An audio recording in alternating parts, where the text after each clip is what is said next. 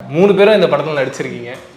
கண்டிப்பாக இது எல்லாருமே கேட்டிருப்பாங்க, ஒரு பிரேக்குக்கு அப்புறமா நம்ம மறுபடியும் அந்த கேரக்டருக்குள்ளே வரும்னு. எனக்கு என்ன சர்ப்ரைசிங்னா, மறுபடியும் நீங்கள் அந்த முன்னாடி இருந்த எந்த ஒரு விஷயத்தையும் மிஸ் பண்ணாமல் அதுக்குள்ளே ஒரு குழந்தைத்தனமும் இருக்கணும், ஆனால் இப்போ அடல்ட் ஆகிட்டோம் அப்படின்ற ஒரு ஃபீலும் இருக்கும். அது எப்படி இருக்குது ஒரு ஆர்டிஸ்ட்டாக? ஒரு கேரக்டருக்கு ஒரு பெரிய பிரேக், ஏன்னா ஒரு 8 வருஷத்துக்கு அப்புறமா மறுபடியும் நீங்கள் அந்த கேரக்டருக்குள்ளே போகிறீங்க, அதை பர்ஃபார்ம் பண்ணுறீங்கன்ற போது. இதில் இருக்க 3 கேரக்டர்ஸுமே எதுவுமே நீங்கள் ஒரு 20 நாள் பண்ணிட்டீங்கன்னா ஒரு மாதமோ 2 மாதத்தில் மறக்கிற கேரக்டர்ஸ் கிடையாது எனக்கு தெரிஞ்ச வரைக்கும்.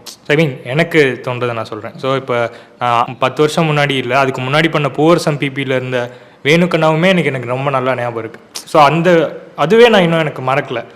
ஸோ இது வந்து வேணுக்கண்ணாவோட இன்னும் கொஞ்சம் எப்படி சொல்ல, ஒரு டிஃப்ரெண்ட்டான கேரக்டர்.